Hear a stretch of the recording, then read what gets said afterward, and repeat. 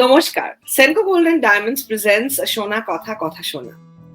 This journey যেখানে আমরা প্রতি মাসে এমন একজন সেলিব্রিটির সাথে কথা বলার সুযোগ পাই যাদেরকে আমরা দূর থেকেই শুধু দেখতে পাই, কিন্তু যখনই কথা বলার সুযোগ পাই তখন we can celebrate the journey with them and make them realize আমরা কত বড় ফ্যান তাদের। আজকে যার সাথে হবে আমাদের আড্ডা আজকের এই এপিসোডে, he is just not an actor, কারণ ওনার মতো লার্নেড, জ্ঞানী, গুণী মানুষ খুব কম রয়েছে আমাদের ইন্ডাস্ট্রিতে। আর দেরি না করে বরঞ্চ অন স্ক্রিন তাকে ডেকে নিই, Mr. Joy Sengupta, the renowned actor who makes Bengal and Bengalis proud worldwide. Thank you so very much for joining in. My pleasure and honor. এই যে নামটার মধ্যে ইটারনাল হ্যাপিনেস, জয়, সত্যি আনন্দ। সো এই নামটা কি অ্যাকচুয়ালি স্কুল নেম না ডাক নাম থেকে ভালো নাম? এটা আমার ডাক নাম অ্যাকচুয়ালি। আমার ডাক নাম জনা, আমার জয়, আর আমার বোনের ডাক নাম ছিল জনা। আমার বাবার ভালো নাম ছিল অঞ্জন আর মার ভালো নাম অঞ্জনা। আর আমার ভালো নাম ছোটবেলায় দেওয়া হয়েছিল নীলাঞ্জন, অঞ্জন নীলাঞ্জন। মার নাম অঞ্জনা আর বোনের নাম ছিল অনন্যা, আর ডাক নাম জয় আর জনা। কিন্তু খুব ছোটবেলায় আমাদের ট্রান্সফার হয়ে যায় দিল্লিতে, এবং দিল্লিতে সেই সময় বিশেষ করে ওই 70s 80s এর যে কালচার, সেই সময় দিল্লিতে কালচারের নামে জাস্ট এগ্রিকালচারটা শহরে এসছে আর কি। তখন ওরা অত কাব্যিক অ্যাস্থেটিক্স কিছু বোঝে না। নীলাঞ্জন কেউ বলতেই পারতো না সেই সময়। নীলাঞ্জন নামটা মানে কেউ শোনেও নি, আর ওরা যেভাবে প্রোনাউন্স করে সবকিছু, সে প্র্যাকটিসের মধ্যেই নীলাঞ্জন নয়। বিহারিরা বলতো নিরঞ্জন, পাঞ্জাবিরা সেটাও বলতে পারতো না, নীল্লু ডাকতো। তারপর শেষ পর্যন্ত ওরাই পন্থা বার করলো যে এর থেকে সোজা হচ্ছে তোর ডাক নামটা ধরে তোকে ডাকা, জয় বল দেঙ্গে, বড় আসান হয়। হরিয়ানবিরা বলতো ও জয় হয়ে গেল হরিয়ানবিরা, তাও ওদের জন্য সোজা। বাকিরা জয়, কিছু লোকের জয়। তো জয়টা তারপরে আমার ডাক নাম থেকে ভালো নাম হয়ে গেল। তারপরে অ্যাকচুয়ালি এফিডেভিট করে সবকিছু করে আমাকে ফর্মালাইজ করতে হলো, এই নীলাঞ্জন নামটা কোথাও অচল হয়ে গেল। গ্রেট। মানে জয়ের মধ্যে যে এই যে ফরএভার হ্যাপিনেস ফ্যাক্টরটা রয়েছে, তো জয় কি অ্যাকচুয়ালি খুব জয়ফুল, নাকি জয় ইজ একটু রাজবাড়ি?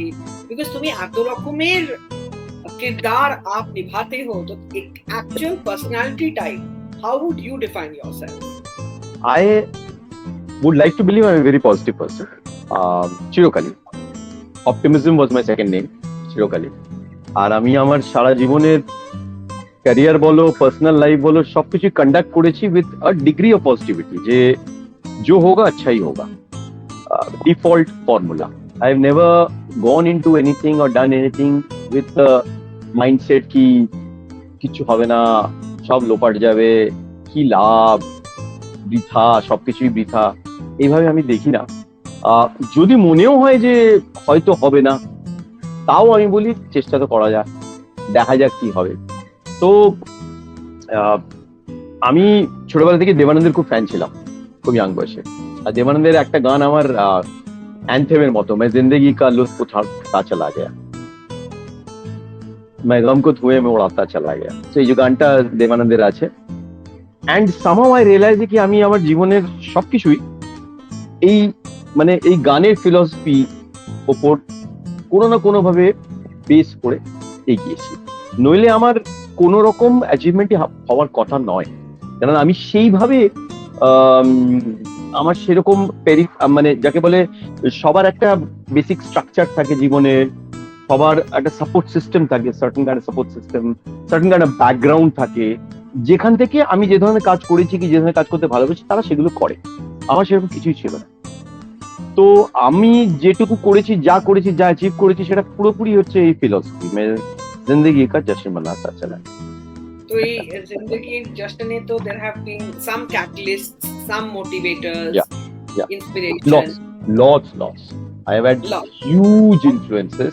মানে আমি সত্যিকারে ভাগ্যবান এই জন্য, not because of what I have done, but যে ধরনের মানুষজনের সংস্পর্শে আমি এসেছি, আমি বলবো যাদের চাবুক আমি খেয়েছি আর যাদের আশীর্বাদ আমি পেয়েছি, এরা সবাই আমার এস্টিমে এর all some of the greatest souls that India has seen, modern India has seen. Fantastic people. মানে কাকে ছেড়ে কার কথা বলো, ইব্রাহিম আল কাজী আমার প্রফেসর, যিনি আমাকে অভিনয়, নাটক, অ্যাস্থেটিক শিখিয়েছেন।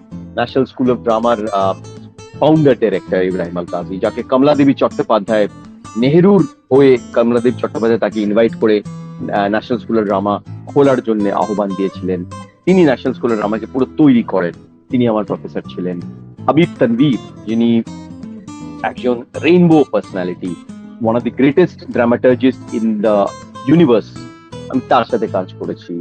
সাফদার হাশমি মতো রেভলিউশনারি কালচারাল অ্যাক্টিভিস্টের সঙ্গে আমি কাজ করেছি, যিনি who was a professor, who was a journalist, poet, lyricist, composer, actor, director, সবকিছু, and a sort of a radical revolutionary theatre person, cultural আমি তার কাছে কাজ শিখেছি। ব্যারি জন, যার স্কুল অফ ড্রামা অ্যাক্টিং থেকে অনেকেই বেরিয়েছে, মনোজ বাজপেয়ী বলো, শাহরুখ খান বলো, সবাই সেখান থেকে বেরিয়েছে। ব্যারি জনের সাথে আমি কাজ করেছি।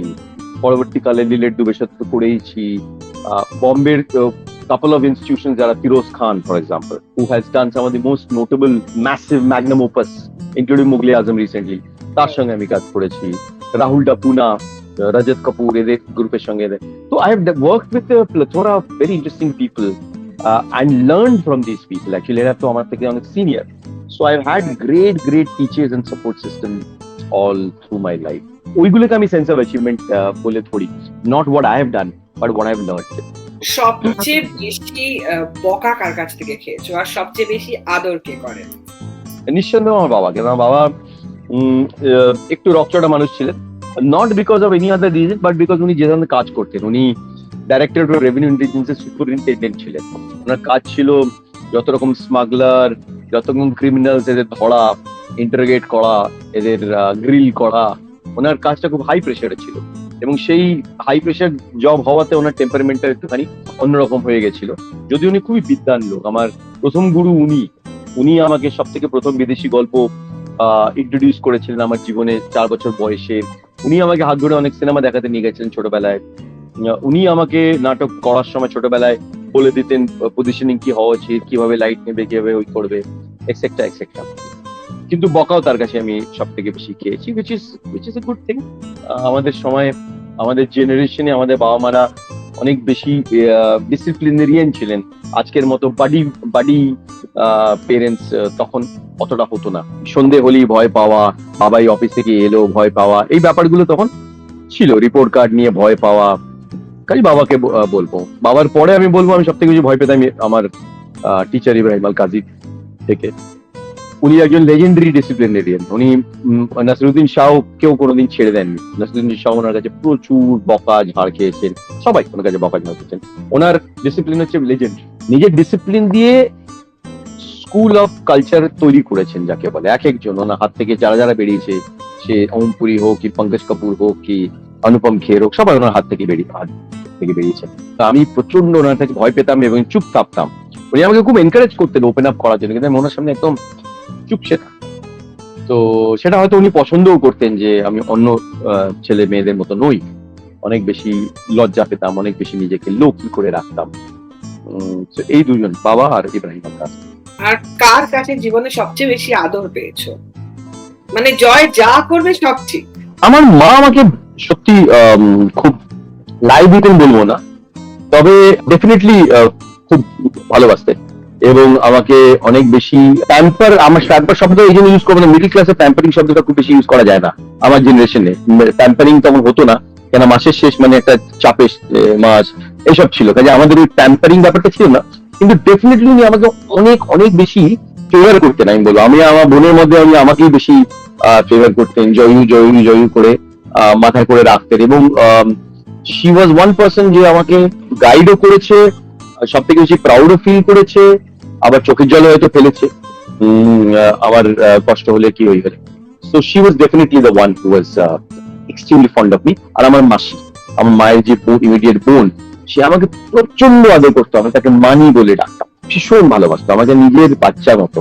এবং ফার্স্ট বর্ন মানে আমাকেই যেন ফার্স্ট বর্ন বললে বিশ্বাস করতো মানে আমার যে মাসি, অত্যন্ত অ্যাফেকশনেট, অত্যন্ত সরল সোজা অ্যাফেকশনেট মহিলা, মোটামুটি সেইভাবে দেখতে গেলে আদর করেছে। তুমি যেহেতু এত রকমের ফর্মে অভিনয় করো, তুমি অন স্টেজ, তুমি অন স্ক্রিন, তুমি অন ওটিটি, তুমি হলিউডের এত বড় বড় সব ডাবিং প্রজেক্টস, মানে you are there everywhere, you are so versatile. Joy Sengupta সবচেয়ে বেশি নিজেকে কখন খুঁজে পায়? Definitely theatre, and also while teaching. খুব কম বয়সে, almost at the age of 20 I became a teacher of theatre in education in schools. কেননা যে সময় আমি থিয়েটারকে প্রফেশন হিসেবে নিই, সে সময় জাস্ট অ্যাক্টিং, থিয়েটারে অ্যাক্টিং করে সেভাবে পয়সা অর্জন করার স্কোপ খুব কম ছিল। কাজে খুব ইয়াং বয়সে আমি সুযোগ পাই বাচ্চাদের সঙ্গে নাটক করার নয়, বরং তাদের থিয়েটারের মিডিয়ামটাকে ইউজ করা as a form of education. আর আমি এটাকে খুব সিরিয়াসলি নিই, কেন আমি তো অলরেডি তখন আমার ব্যাকগ্রাউন্ড হয়ে গেছিল সাবদারের সঙ্গে কালচারাল অ্যাক্টিভিজম নিয়ে। তো আমার মধ্যে যে আইডিয়ালিজমটা একটা ছিল যে একটা নতুন জেনারেশন তৈরি করতে হবে with good value, good principles, এবং একটা ভালো পৃথিবী, একটা ভালো সমাজ তৈরি করতে হবে। সেইগুলো তৈরি করবে কারা? আর্টিস্টরা, যাদের কালচারাল কনসিয়েন্স রয়েছে তারা করতে পারবে। কেননা বাকিরা তো শুধু নিজের স্বার্থটা দেখবে। আমি মনে করতাম মনে প্রাণে যে আর্টিস্টরা শুধু নিজের স্বার্থ দেখে না, তারা কোথাও না কোথাও পৃথিবী কিংবা সমাজের স্বার্থটাকে দেখে। Then I was very serious about what I should do. আমি দিনে 8টা ক্লাস, সপ্তাহে 42টা ক্লাস নিতাম, 3টে ওয়ার্কশপ নিতাম, মাসে 2টো নাটক ডাইরেক্ট করতাম, এবং প্রচুর স্টুডেন্টস আমি ক্লাস 1 থেকে ক্লাস 12 অব্দি পড়াতাম। অর্থাৎ 6 বছর বয়সে বাচ্চার থেকে 17-18 বছরের বাচ্চাদের পড়াতাম, এবং খুব সিরিয়াসলি পড়াতাম। শুধু নাটক নয়, বিভিন্ন সাবজেক্টকে আমি নাটকের থ্রুতে ইন্টারপ্রেট করে তাদের সঙ্গে তৈরি করতাম। তাদের মধ্যে একটা sense of reasoning, scientific reasoning ঢোকানো, সেন্স অফ হিস্ট্রি ঢোকানো, আর হিউম্যানিজম কে ঢোকানো। অর্থাৎ এডুকেশনের মধ্যে যদি হিউম্যানিজম না থাকে, তাহলে আমার মনে হয় এডুকেশন ইজ ভেরি হলো। So I use to feel very comfortable being a teacher because I never considered myself a teacher. আমি মনে করতাম যে আমি শেয়ার করছি আমার যে বুদ্ধি, কি আমার যে কমন সেন্স, আমার যে জ্ঞান, কি আমার যে পার্সপেক্টিভ, সেগুলোকে আমি শেয়ার করছি। So that was one which made me very comfortable. But obviously ওরা থিয়েটারের সঙ্গে যুক্ত ছিল, আর আমি থিয়েটারের সঙ্গে যুক্ত ছিলাম। So theatre is probably the medium which gives me a sense of personal expression. অন্য সব মিডিয়ামে মার্কেট চলে আসে, বাজার চলে আসে, যেখানে নানান রকম মার্কেট ফোর্সেসরা চলে আসে, নানান রকম ভেন্ডার্স চলে আসে। থিয়েটারে আমি মনে করি যে vendors may be there, but vendors are not the only thing. Theatre is mostly mainly about the actor and the audience. এই দুজনের মধ্যে ডাইরেক্ট রিলেশনশিপ হয়। একটা সিনেমা বানিয়ে সিনেমা রিলিজ নাও হতে পারে, distribution is important, so there market forces are coming in. একটা টেলিভিশন সিরিজ বানিয়ে সেটা কোন চ্যানেলে যাবে, কখন দেখাবে, not determined by the actor. একটা ওটিটি, একটা ডিজিটাল সিরিজ বানিয়ে কোন প্ল্যাটফর্মে যাবে, কিভাবে দেখানো হবে, হবে কি আদৌ হবে না, none of is in the control of the artist. But theater is the only place যেখানে আর্টিস্ট আর অডিয়েন্সের মধ্যে কোনো ব্লক নেই। আর্টিস্ট অ্যাবসলিউটলি, তার জন্য কমার্শিয়াল প্রোডাকশন না করলেও চলবে। তুমি রাস্তায় নেমে নাটক করতে পারো, তুমি কারো ড্রয়িং রুমে নাটক করতে পারো, তুমি কারো স্কুলে গিয়ে স্কুলের গ্রাউন্ডে তার মর্নিং অ্যাসেম্বলির সময় তুমি নাটক করতে পারো। সেখানে কোনো কমার্শিয়াল এলিমেন্ট, কোনো মার্কেট ফোর্স, কোনো ভেন্ডার আসছে না। সেটা আমার কাছে খুবই কমফোর্টেবল এবং খুবই পার্সোনাল। অ্যামেজিং। মানে এর জন্য আমি সবসময় বিশ্বাস করি that there are actors and there are super actors, but there is very few, or perhaps there is that only one Joy Sengupta that we all know, you know, because you have that personality, that aura, and ভীষণ ওপরে কিন্তু খুব grounded. That I think is what makes you so precious and perfect. Moving on to বলছি idealism, না না এই হচ্ছে আইডিয়ালিজমের শিকার। না না এভাবে বলছি না আমরা, মানে আমি অন বিহাফ অফ সকলকে, আমি শিওর যারা শুনছে এখন তারা ফিল করবে। সো তোমার উইকিপিডিয়া যখন আমরা দেখি, তখন দেখি তুমি নেপালেও থেকেছো, তুমি নাকি নেপালেও থাকতে। সো এই নেপালের ব্যাপারটা কবে? আমার মিডল স্কুলিং নেপালে হয়েছিল। আসলে আমার বাবার সরকারি চাকরি ছিলেন, যে ট্রান্সফারেবল জব ছিল, কিন্তু ট্রান্সফারেবল জব মানে রিলেটেড টু ইন্টেলিজেন্স। তো Nepal was one of the golden triangles of smuggling, gold contraband smuggling এর একটা গোল্ডেন ট্রায়াঙ্গল ছিল। তো বাবার ট্রান্সফার হয় নেপালে। এবার কি পোস্টিং, যেখানে বাবাকে খুব তারাই রেজিনে গিয়ে স্মাগলারদের কিংবা স্মাগলিং কে ইন্টারসেপ্ট করা, ইন্টেলিজেন্স গ্যাদার করা, এসব কাজ করতে হতো। তখন আমরা এমবিসির বাইরে থাকতাম, কিন্তু আমি ইন্ডিয়ান এমবিসি স্কুলে পড়তাম, যেটা সেন্ট্রাল স্কুল কিংবা কেন্দ্রীয় বিদ্যালয়ের সঙ্গে অ্যাফিলিয়েটেড ছিল। আমি সেখানে পড়তাম, অ্যান্ড আমি অলমোস্ট 5.5 years কাটিয়েছি আমার মিডল স্কুলিং পিরিয়ডটায়, ক্লাস 5 থেকে ক্লাস 10 অব্দি। It was a wonderful period of my upbringing, because নেপালের সেই সময়, যে সময় 80s আমি ছিলাম, it was not so concrete, not so hyper urbanized, not so global. সেখানে নেচার আর সরল সহজতার একটা বড় কানেকশন ছিল। জীবন অনেক বেশি সহজ ছিল, সিম্পল ছিল। কাঠমান্ডুতে থাকছে লোকে শহরে, কিন্তু কোথাও তাদের মধ্যে একটা পাহাড় কিংবা পাহাড়ের সেই ভ্যালু সিস্টেমটা ছিল।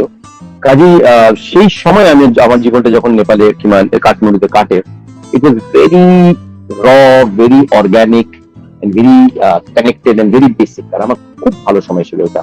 চারদিকে পাহাড়, পাহাড়ের মাঝখানে কাঠমান্ডু ভ্যালি, তুমি যেদিকে দেখো পাহাড়।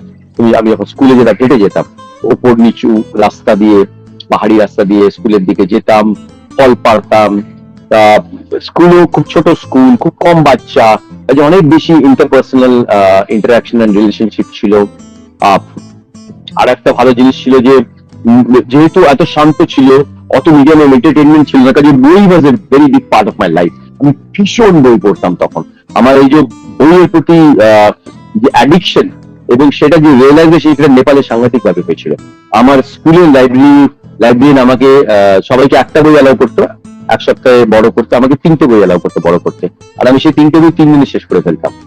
তারপরে আমি বাইরের লাইব্রেরিতে গিয়ে বইগুলো বড় করতাম। আমি প্রচন্ড পড়তাম, বই পড়তাম, এবং গল্পের জগতে থাকতাম, নানান রকম চরিত্রের মধ্যে ঢুকে থাকতাম। এবং নেপালেই যেহেতু এত আমার মধ্যে এত সুন্দর শান্ত স্পেস ছিল আমার চারদিকে, যে আমার ইমাজিনেশনটা অনেক বেশি কাজ করতে শুরু করেছিল। I could create stories in my mind, create characters in my mind, I could be different things. আর ওইখানেই আমার কালচারাল জার্নি সাংঘাতিক ভাবে শুরু হয়ে যায় as a teenager. Even before as a teenager ওখানে শুরু হয়ে যায়। আমি নাটক ডাইরেক্ট করতে শুরু করি আমার ক্লাসমেটদের সঙ্গে, লিখতে শুরু করি নাটক। আমি নিজে যেসব গল্প পড়তাম তার থেকে, গল্প থেকে কিছু তুলে নাটক বানিয়ে ফেলতাম। আমি রেসাইটেশন, আমি ডিবেট, আমি এসে রাইটিং, এক্সেট্রা এক্সেট্রা, প্রচন্ড কালচারাল অ্যাক্টিভিটিজে ইনভলভ হয়ে যায়। আমার ভেতরে যত ইমাজিনেশন ছিল সেগুলোকে এক্সপ্রেশন দেওয়ার শুরু হয় ওই নেপালে। কেননা এই যে শান্ত যে পরিবেশ, হাতে যে এত সময়, আরবান ডিস্ট্রাকশন, অত সাংঘাতিক টেকনোলজিক্যাল রুল লাইফ ছিল না আমার। তাই জন্য আমার মধ্যে এই কালচারাল এবং এই আর্টিস্টিক নেচারটা ওখানে ডেভেলপ করতে শুরু করে। And that was the period when I call it the watershed period of my life. তারপরেই when I came to Delhi high স্কুলে, I was already formed, not forming but formed. I knew যে আমি কোন দিকে যাচ্ছি। And then by the time I was in college, things took off majorly. অনেক কিছু জানতে পারছি, আর মনে হচ্ছে যেন this interview is going to be very little, মানে আমাদের খুব সময়টা কম দেন আমার মাথায় যতগুলো প্রশ্ন আছে। But nonetheless will try and ask as many possible. এই যে মা আর মানি,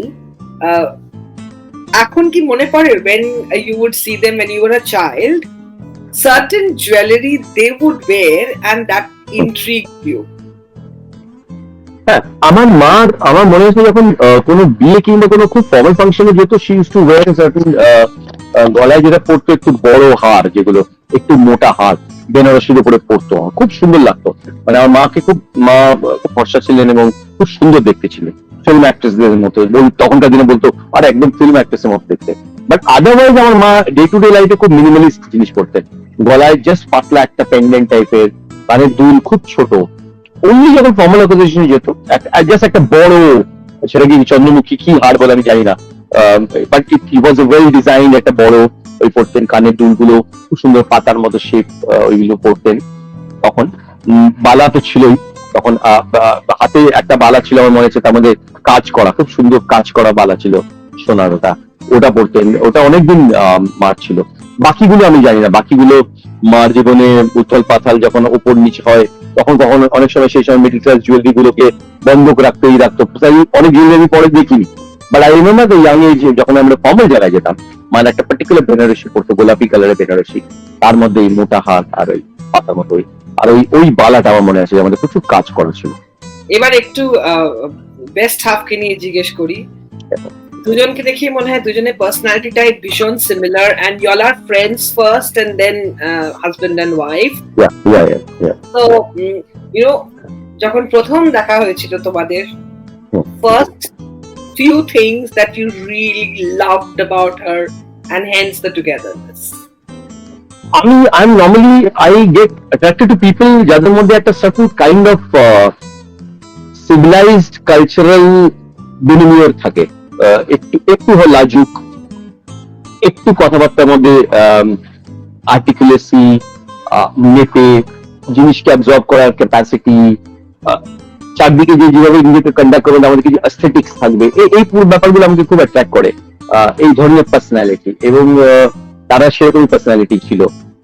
She was very polished and very measured, and she spoke slowly in a certain kind of a rhythm, and very pleasant personality. At least আমাদের first meeting যখন হয়েছিল খুব এসেছিল, প্রচুর কথা বলেছিল। So we chatted a lot, আমার মনে আছে, we spoke a lot, and then this conversation we took it forward. And আমি তো বোম্বেতে যখন কলকাতা থাকতাম না, তখন সেই সময় মোবাইলে খুব চার্জ আসতো প্রচন্ড। সেই সময় আমরা প্রচন্ড 4-5-6 ঘন্টা মোবাইলে কথা বলতাম। আমার বিশাল বিশাল আমার বিল আসতো, যে আমাদের কথা ফুরোতো না। কেন আমাদের যে ধরনের মিউজিক, পপুলার মিউজিক আমরা পছন্দ করতাম, যে ধরনের ব্যান্ড আমরা পছন্দ করতাম, আমরা দুজনে 80s 90s এর চাই, সেগুলো সিমিলার ছিল। কিছু কিছু গল্পের বই, যে ধরনের গল্পের বই আমরা ছোটবেলায় পড়েছি, সেগুলো সিমিলার ছিল। আমরা দুজনে মিডিল ক্লাস, কাজে কোথাও না কোথাও আমাদের মিডিল ক্লাস বেঙ্গলির একটা পার্টিকুলার অ্যাফিনিটি থাকে কোনো ব্যাপারে, আমাদের নস্টালজিয়া গুলো এক ধরনের ভাবে কাজ করে। So yeah, so there were a lot of connections like that which were very interesting. Besides that, she had a wonderful personality. She was tall and she was sharp and smart, and there was a certain kind of confidence which comes from lived and worked experience. যারা নানান ভাবে leave করেছে এবং নানান জায়গায় work করেছে, তাদের মাথায় অন্য ধরনের একটা কনফিডেন্স চলে আসে, এবং যারা বেশি অন্যদের উপর ডিপেন্ডেন্ট থেকেছে তাদের মধ্যে কনফিডেন্স লেভেলটা অন্যরকম থাকে। তার মধ্যে একটা পলিশড কনফিডেন্স ছিল, which is very attractive because I like that in women. I aspire that women become more strong and independent and diverse, and so yeah, I saw that. Wonderful. মানে the list is so endless. মনে হচ্ছিল যেন শুধু তারাকে নিয়ে তুমি একটা লম্বা বিয়োগল্প লিখে নিতে পারতে প্রায় এক্ষুনি। So I'll ask her একটা ছোট র্যাপিড ফায়ার রাউন্ড রাখছি। একটা র্যাপিড ফায়ার হোক। জয় সেনগুপ্ত যখন একদম অচেনা পরিবেশে যায়, first thing that he does. যখন একদম অচেনা পরিবেশে যায়, first thing he does is very simple, he become neutral and he absorbs, নিজেকে ইম্পোজ করে, একদম নিউট্রাল হয়ে যায়, অ্যাবজর্ব করে। আমার বন্ধু বানাতে খুব বেশি সময় লাগে না, because I am for some reason I am able to relate two different kinds of people. মানে লোকের একটা বয়সের মাপ থাকে, লোকের একটা কাজের মাপ থাকে, লোকের একটা পছন্দ অপছন্দের একটা ডিমার্কেশন থাকে। আমার সেসব কিছু নেই, আমি মানুষটার সঙ্গে কানেক্ট করার চেষ্টা করি। So I love to connect with people and their core, not just the outer identity. তো এই জন্য আমার কোনো পরিস্থিতিতে খুব বেশি ডিসকমফর্ট হয় না। আমাকে লোকে যখন ইনভাইট করে নানান রকম জায়গায়, যেটা আমার প্রফেশন কিংবা আমার লাইন অফ ওয়ার্ক কিংবা আমার লাইন অফ আন্ডারস্ট্যান্ডিং এর থেকে অনেকটাই ডিভোর্স থাকতে পারে, বাট আমার খুব চাপ হয় না। সে ব্যাংকার্স হোক, হাই কর্পোরেটস হোক, কৃষক হোক, ওয়ার্কিং ক্লাস হোক, আমার চাপ হয় না। আমি ট্রাইবালদের সঙ্গেও কমফোর্টেবল ফিল করি। আমি রেগুলার সবজিওয়ালা অটোওয়ালাদের সঙ্গে আমি গল্প গাঁজাই, আমাদের বিল্ডিং এর চৌকিদারের সঙ্গে আমি প্রচুর গল্প করি, গ্রাম নিয়ে, গ্রাম থেকে শহরে আসার জার্নি নিয়ে, নানান রকম ব্যাপার নিয়ে। কেন আমি জীবনটাকে একটা গল্প হিসেবে ট্রিট করি, এবং আমি মনে করি সবার একটা গল্প আছে, তো আমি কানেক্ট করতে পারি সেগুলো। But first thing is of course observe, you got to observe and then connect. Right, নিজেই জানো that you are a journeyman, and I think এই জার্নির পথেই you keep collecting stories and keep making memories. One book that changed your life forever. ছোটবেলায় আমার প্রথম vital বইটা যেটা আমাকে দেওয়া হয়েছিল, that was Charles Dickens' David Copperfield. So and that was at the age of 4.5, বাংলাতে। ইংরেজি বই গল্প আমি তখন বাংলাতে পড়তাম। That definitely changed my life. To get into David's world, orphan world, who starts in a miserable state of life and then slowly rises by one formula only: resilience. Keep surviving every day, keep be resilient, be determined, and keep moving. Don't question, don't complain, keep doing what you do well. And slowly David rises and reaches the point where he finds his source of happiness. তো David Copperfield যখন আমাকে বাবা দিয়েছিল প্রথমে পড়ে, আমি বারবার পড়তাম বইটা। এভরি উইক আমি ডেভিড কপারফিল্ড পড়তাম। সেই সময়কার ইন্ডাস্ট্রিয়াল রেভলিউশন ইংল্যান্ড, সেই চারদিকে নোংরা, ডার্কনেস,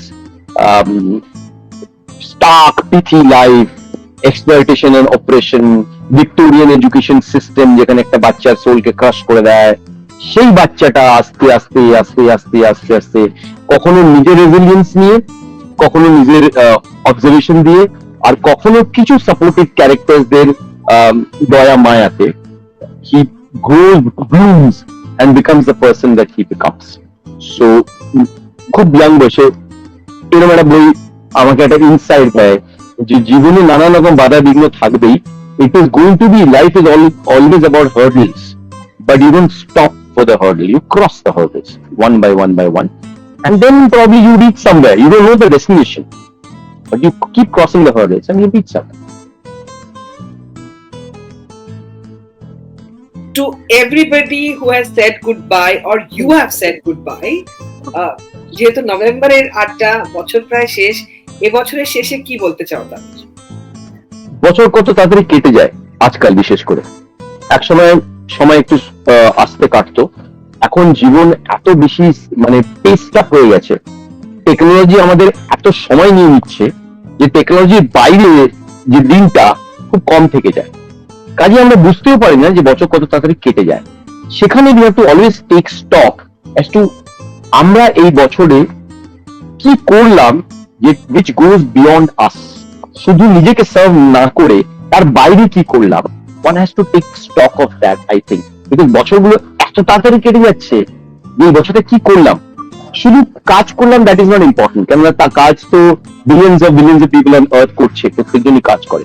কি কাজ করলাম, সেই কাজটা কতটা আমার বিয়ন্ড গেল, শুধু আমার মধ্যেই ওটা লিমিটেড রইল না, আমার থেকে এগিয়ে গিয়ে অন্য কার জীবনে কোনো না কোনো ছোট্ট ভাবে ইনফ্লুয়েন্স ছাড়লো, ইম্প্যাক্ট ফেললো, এইটা স্টক নেওয়া is very important. So November এসে গেছে বা ডিসেম্বর চলে আসবে, আবার নিউ ইয়ার সেলিব্রেট করবো, but it's important take stock এই বছরটা আমরা কি করেছি, what is our contribution towards making the space we inhabit a slightly better space than it was last year. Joy Sengupta যতই ডায়েট করুক না কেন, এই 3টে খাবার থাকলে নো ডায়েট। ও গড, আমার 3টে খাবারের রেস্ট্রিকশন হয় না, আমি তো পাগলের মতো। কোরমা আমার এখনো মাটন কোরমা, রুমালি রুটি দেখে ছোটবেলায় দিল্লির, বিকজ আমি তো দিল্লিতে বড় হয়েছি, ছোটবেলায় দিল্লির পুরানি দিল্লির যে এক্সপিরিয়েন্স সেটা টিং করে জেগে যায়। মানে মটকাতে যখন কোরমা আর সঙ্গে যে রুমালি রুটি আসবে, উল্টো তাওয়াতে বানানো rumali roti, that gets me going all the time. হঠাৎ আমার কিন্তু এই সকাল সকাল হঠাৎ একটা ক্রিস্প ডোসা খাওয়ার একটা তাগিদ জাগে। আই ডোন্ট নো ওয়্যার, এয়ারপোর্টে আমার মাঝে মাঝে এরকম সকালে যদি আর্লি ফ্লাইট হয় একটা ক্রিস্প ডোসা খেতে ইচ্ছে করে। কলকাতায় গেলেই আমি এই জন্য লর্ডস এর মোড়ে চলে যাই বিশাল লম্বা ক্রিস্প ডোসা খেতে। তো dosa is eternal this thing. And Bangali খাবার, বিশেষ করে ইস্ট বেঙ্গলি খাবার ইজ আমি ভেরি ফন্ড অফ দ্যাট। আমি ইস্ট বেঙ্গলি এবং বাঙাল, কাজে বাঙালদের যে খাবার, মানে বিশেষ করে থরি বড়ি, আমি ওই বড় সফিস্টিকেটেড খাবার বলছি না, যে গ্রামে যে শাক সবজিগুলোকে যেভাবে বানানো হয় অত তো সফিস্টিকেটেড ভাবে বানানো হয় না। আর গ্রামের লোকেরা তখন তো অত বাজার থেকে কিনে খেত না, তারা রাস্তা দিয়ে চলতে চলতে তুলতো, কলমি শাক নিয়ে নিত, মূলো শাক নিয়ে নিত, রাই শাক তুলে নিত, গাছ থেকে এটা পেড়ে নিত, ওটা পেড়ে নিত, এটা কেটে কুটে সেইগুলোকে বেটে কুটে যেগুলো বানায় না, সেইগুলো খেতে আমার অসাধারণ লাগে। তো বাঙাল খাবার, বেসিক খাবার যেগুলো আমরা খেয়ে থাকি, সেটা আমার কাছে মানে I can survive on that all my life. আমাদের অনুষ্ঠানের নাম সেনকো গোল্ডেন ডায়মন্ডের সোনা কথা কথা শোনা। তো জীবনে কোন কথাগুলো শোনার মতো সুন্দর এবং তুমি শুনেছো এবং মনে রেখেছো, থাকবে কথাগুলো আজীবন? খুব ছোটবেলায় আমার বাবা 3টে কথা বলেছিলেন, যেগুলো খুব ছোটবেলা থেকে আমার মাথায় ধরেছিল, এবং সেটা আমি কোথাও না কোথাও মেনটেন করে রেখেছি as something which has guided me in my journey. প্রথম কথা ছিল যে বইয়ের মলাট দিয়ে বইকে চেনা যায়। তখন বইয়ের মলাট এমনিতে সাদামাটা হতো, বইয়ের মলাট দিয়ে বইকে চেনা যায় না। বইয়ের গুণ হচ্ছে পড়ে বুঝতে পারে। বাবা বলেছে মানুষকেও ঠিক এইভাবেই দেখতে, তার বাইরের চাকচক্য দেখে তাকে কখনো চেনার চেষ্টা করবি না, তার ভেতরে কি আছে সেটা দেখে বুঝবি। and I maintain that. Second যে কথাটা বলেছিল which was very interesting, ছোটবেলায় বলেছিল যে uneasy lies the head wears a crown. যে খুব বেশি পাওয়ার যদি তুমি সিক করো তাহলে কোথাও না কোথাও খুব বেশি ডিস্টারবেন্স জীবনে আসবে। So be ambitious, but you don't have always to be ambitious about the highest post, the highest hierarchy, the highest power. Ambition can be various kinds of ambition. So our ambition is creative ambition, not so much about material power. আর তৃতীয় কথা যেটা আমি নিজের জীবনে apply করেছি, happiest is he whose hobby is his profession. যা যে যে জিনিসটা প্র্যাকটিস করে, যে জিনিসটা প্র্যাকটিস করে আনন্দ পায় কাজের বাইরে, নিজের খালি সময় যে জিনিসটা করে থাকে, সেইটা যদি তার প্রফেশন হয়ে যায় তাহলে তার থেকে আনন্দিত কেউ হতে পারে না। কাজে আমি আমার হবিটাকে প্রফেশন বানিয়েছি। ঠিক এই কথাটার রেশটাকে মাথায় রেখে, আমার মাথায় যখন বাবা যখন এই কথাটা বলেছিলেন তখন থেকে আমার মাথায় ঢুকে গেছিল যে আচ্ছা আমার হবি তাহলে কি, আমার হবি তো কালচার, আমার হবি তো আর্ট, আমার হবি তো থিয়েটার, আমার হবি তো অভিনয়। এটা যদি প্রফেশন বানাতে পারি, খুব কম স্কোপ ছিল বানানো, কেন আমার বাবা সাধারণ মিডল ক্লাস চাকুরি, আমার মা housewife. So we are not a propertied class, we are not a class who was exposed to all this things. আমাদের কেউই আমাদের বাড়ি থেকে কোনো বিশাল পেইন্টার কি বিশাল আর্টিস্ট কি বিশাল থিয়েটার পার্সন কেউই সিনেমার জগতে কেউ ছিল। So there was no connection, but happiest is he whose hobby is his profession. So I decided that let my hobby be my profession. So মানে মাশাআল্লাহ, সুবহানাল্লাহ, কি বলবো, মানে you are truly such a pure soul, and that purity is evident all around you. তোমার যেটা অরা আছে, whenever you are around, you know there is a calm, that poise and that perfection. আরো একবার তোমার প্রচুর প্রশংসা করতে ইচ্ছে করছে, বাট আর 2-1 মিনিটে 2-একটা প্রশ্ন বরঞ্চ করে নি। ওকে, ওয়ার্ড্রোব খুললে জয়ের ম্যাক্সিমাম কোন রঙের জামা কাপড় রয়েছে? আমি এখন অনেক বেশি এক্সপেরিমেন্ট করেছি। আগে আমি ব্লু বেশি পছন্দ করতাম, আমার ওয়ার্ড্রোবে ব্লু থাকতো, blue was my colour, I don't know why, maybe আমার নাম নীলাঞ্জন ছিল, সো নীল, I don't know, but blue was my favourite colour. কিন্তু এখন কিন্তু আমার ওয়ার্ড্রোবে তুমি অনেক কেউই পাবে। এখন ইনফ্যাক্ট আমি জাস্ট আগে দিন দেখছিলাম যে ওয়ার্ড্রোব খুলে আমার ওয়ার্ড্রোবে ক্রিম কালার্স অনেক অনেক পাওয়া যাচ্ছে। So I personally like blue denim with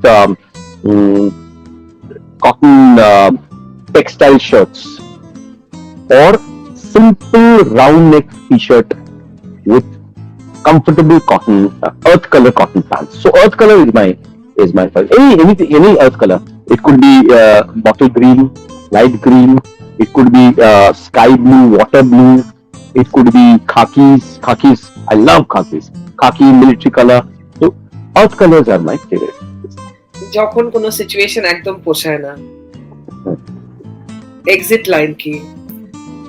Very simple. I try to exit from the negative spaces all the time.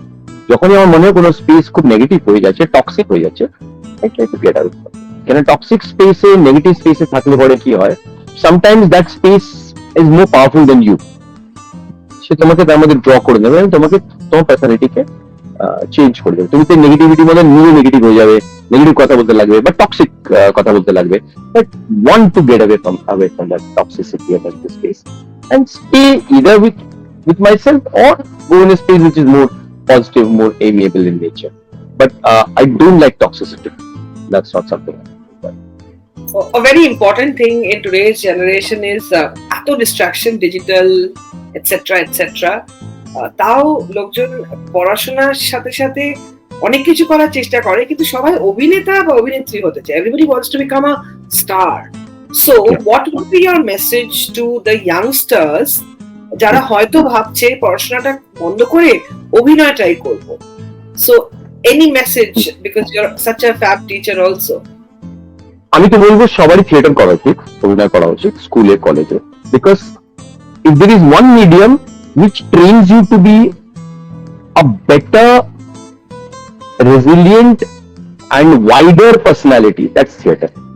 যখন তুমি থিয়েটারের সঙ্গে যুক্ত হবে তখন তুমি একদিকে লিটারেচারের সঙ্গে যুক্ত হচ্ছে নাটক, একদিকে প্র্যাকটিসের সঙ্গে যুক্ত যেখানে শরীর, ভয়েস, মন সবকিছুকে ট্রেন করছো, অন্যদিকে তুমি একটা বিশাল গ্রুপের সঙ্গে ইন্টারঅ্যাক্ট করছো এবং গ্রুপের সঙ্গে ক্রিয়েট করছো। So you are developing group skills, you're developing trust, you're developing communication skills, because তোমাকে ফাইনালি অডিয়েন্সকে কমিউনিকেট করতে হবে। So everybody should be getting associated with theater, whether you want to be an actor or not, because it develops your life skills, your human skills. Simple. To be a professional actor, much more yards are to be kept, because professional actor এর মধ্যে when you take it as a profession, it's no more pure. Profession যে contradictions থাকে সেটা চলে আসবে, প্রফেশনে যে frustration থাকে সেগুলো চলে আসবে, প্রফেশনসে যে অ্যাম্বিশন আর অ্যাসপিরেশন থাকে আর তার সঙ্গে যে নন ম্যাচিং রেজাল্ট থাকে সেগুলো চলে আসবে। So all those things will come into, so not to romanticise the idea of acting with profession. Acting can be a romantic notion only when you're doing it for fun. When you take it as a profession, it's not just fun, it's a lot of other things, whole lot of other things. Patience is very important, determination is hugely important, to be able to constantly work on yourself and improve yourself is very important.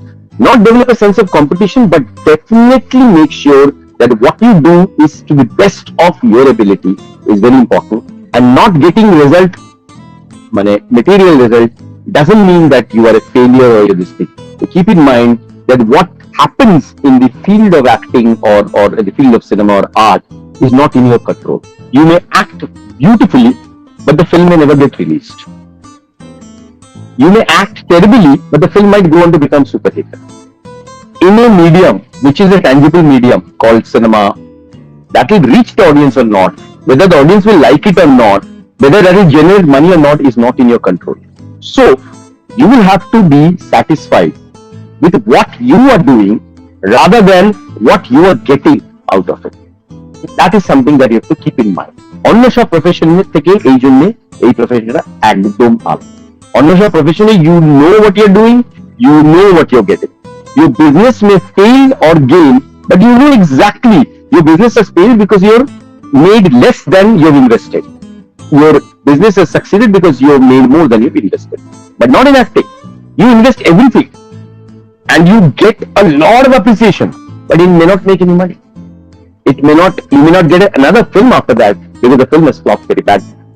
So all that is possible. So you have to keep all this in mind when you're going for film. And therefore, I always advise everyone, যে কি hit হবে, কি flop হবে, কি চলবে না চলবে তা তো জানো না, কিন্তু তুমি নিজেকে যদি তৈরি রাখো তাহলে তুমি চলবে, সেটা তুমি জানো। সেটা নিয়ে তুমি কনফিডেন্ট থাকতে পারো যদি তুমি নিজেকে তৈরি রাখো। নিজেকে যদি তৈরি না করো, শুধু স্বপ্ন দেখো যে আমি অভিনয় করছি, আমি অভিনেতা হব, কালকে আমার এই হবে, পরশু আমার ওই হবে, তা দিয়ে কিছু হয় না। নিজেকে সবসময় তৈরি রাখতে হয়, নিজেকে তৈরি রেখে নিজেকে you have to put the best foot forward and then leave the results to the environment. Environment will decide সেটা কি চলবে কি চলবে না। Nobody in their wildest dreams knows what is going to happen. জয় সেনগুপ্ত, এইটুকু বুঝতে পারছি যে এইটুকু সেশনে তো কিছুই হলো না স্যার। ওই বাবা জয়ের একটা বচন শোনার জন্য আমরা আরো আগ্রহী হয়ে উঠলাম। So how does one follow you? How does one take classes from you? Would you like to tell us? আমি কিছু কিছু ওয়ার্কশপ নিই। এখানে বম্বেতে একটা 1 মাসের ওয়ার্কশপ হয় যেটার নাম হচ্ছে অ্যাক্ট টু অ্যাক্ট।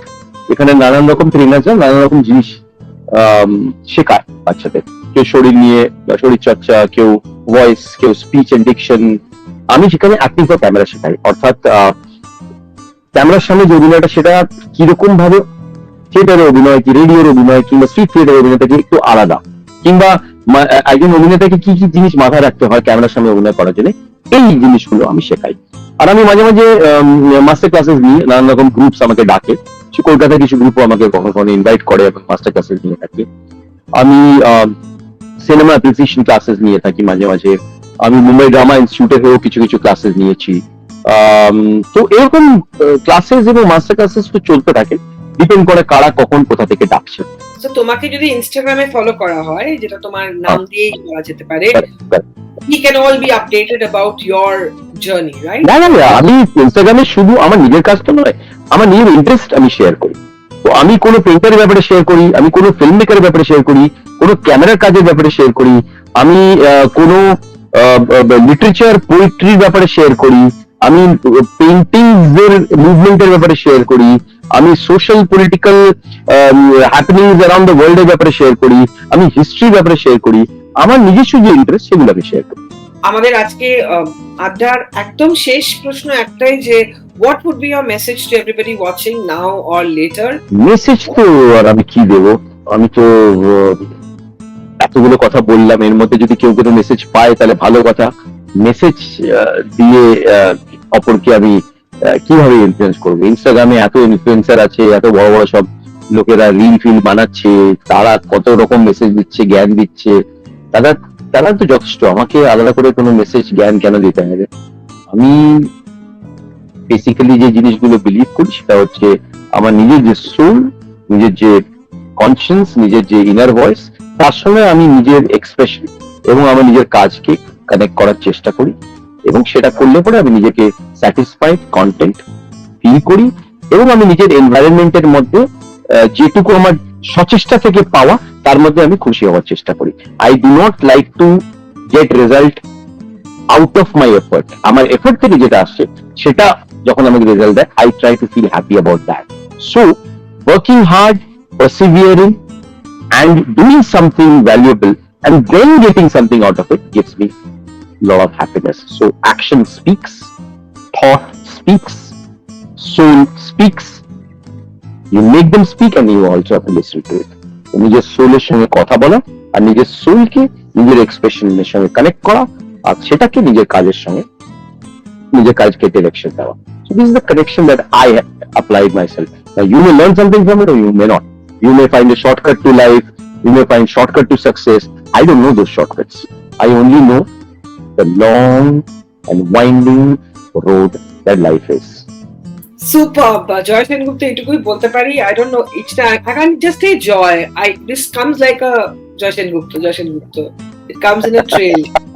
Okay, এইটুকুই বলতে পারি that, after this conversation, now I know what is the difference between just gold and pure gold. মানে সবই gold, but 24 ক্যারেট যেটা হয় না, like the purest form of gold, you actually have that, and I'm sure that your parents will always be proud wherever they are, and you are truly amazing. Thank you so much. Precious time, precious words, and সত্যি genuinely মন থেকে thank you so much. Likewise. তুমিও ভালো থেকো। Thank you.